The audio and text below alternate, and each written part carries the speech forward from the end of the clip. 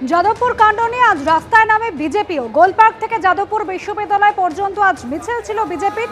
দক্ষিণাপনের সামনে সেই মিছিল কিছুক্ষণের জন্য আটকে দেওয়া হলেও পরে সেই মিছিল এগোনোর অনুমতি দেওয়া হয়। পথে নামে বিজেপি যুব মোর্চা, অন্যদিকে যাদবপুরে বিক্ষোভ মিছিল।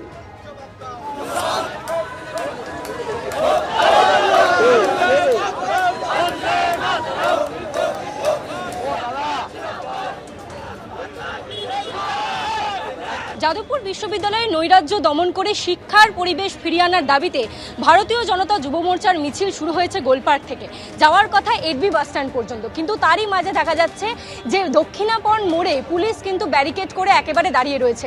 এখানে পারিপার্শ্বিক জায়গায় 4টির বেশি সরকারি স্কুল রয়েছে এবং যেহেতু উচ্চ মাধ্যমিক পরীক্ষা শেষ হয়ে যাওয়ার পরেও একাদশ শ্রেণীর পরীক্ষা চলছে, সেই কারণে এই রকম জায়গায় পরীক্ষা কেন্দ্রের আশেপাশে কোনো রকম মিছিল, অ্যাজিটেশন বা কোনো রকম প্রতিবাদ করার ক্ষেত্রে বিধিনিষেধ রয়েছে এবং সে কারণেই কিন্তু পুলিশ এরকম ব্যারিকেড করে দাঁড়িয়ে রয়েছে। এবং তারই সঙ্গে অন্যদিকে দেখা যাচ্ছে ঢাকুরিয়া ব্রিজ থেকে ভারতীয় জনতা যুব মোর্চার যে মিছিল, সেই মিছিল কিন্তু ক্রমাগতই এগিয়ে আসছে। পুলিশের পক্ষ থেকে আগে থেকে জানানো হয়েছিল যে বিধিনিষেধের কারণে তারা 8B পর্যন্ত এই মিছিল এগিয়ে নিয়ে যেতে পারবে না। তবে ভারতীয় জনতা যুব মোর্চা কিন্তু এই বিষয়ে একেবারেই দমে যায়নি।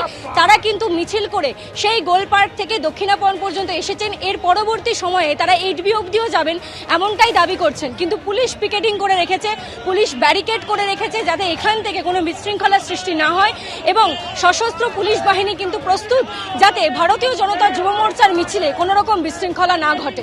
ক্যামেরা প্রবীর সামন্তের সঙ্গে ঐশী, এবিপি আনন্দ, কলকাতা। মমতা বন্দ্যোপাধ্যায়ের ভরসা আশা এই বাম অতিবাম যে ছাত্র সংগঠনগুলো যারা দেশ বিরোধী স্লোগান তোলে তাদেরকে মমতা বন্দ্যোপাধ্যায় প্রোটেকশন দিয়েছে।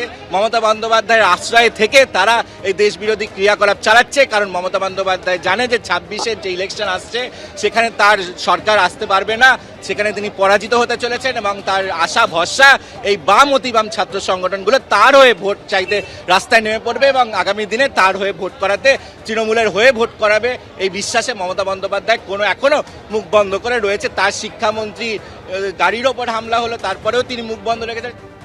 এর আগে অরূপ বিশ্বাস তিনি বলেছিলেন 1 মিনিটে যাদবপুর দখল করে নেব, 1 মিনিট সময় লাগবে। আর সৌগত রায় তিনি বলছেন 2-3 হাজার তৃণমূল ঢুকে গেলে কোথায় বাঁচবে। এবং তিনি আরও বলছেন যে এটা ওদের সৌভাগ্য, ছেলেটা আহত না হলে কেউ সমবেদনা দেখাতো না। যাদবপুর তো বাংলার বাইরে নয়, কেউ গেলেই গাড়ি ভাঙবে। এর আগে অরূপ বিশ্বাস তিনি বলেছিলেন যে 1 মিনিট সময় লাগবে যাদবপুর দখল করতে। কি বলেছিলেন শোনাবো। ক্যামেরায় ধরা পড়েছে যে একজন ছাত্র আজকে শিক্ষামন্ত্রী গাড়ির চাকায় আহত হয়েছেন, কি বলবেন? শিক্ষামন্ত্রীর গাড়ির চাকার হাওয়া খুলে দেওয়া হয়েছে, শিক্ষামন্ত্রীকে নিগৃহীত করা হয়েছে, শিক্ষামন্ত্রীকে মারা হয়েছে, তিনি আজকে হসপিটালে ভর্তি। যে আহত হওয়ার কথা বলা হচ্ছে সেটাকে আপনারা মানছেন না? কোনোটাই না, সবটাই বানানো। প্রতিবাদ আজকে শেষ নয়, আগামী কাল থেকে যাদবপুর ইউনিভার্সিটিতে গণতন্ত্র ফেরাবার লড়াইয়ে আমাদের সবাইকে রাস্তায় নামতে হবে এবং আমরা যাদবপুর ইউনিভার্সিটিতে গণতন্ত্র ফিরিয়ে আনবই।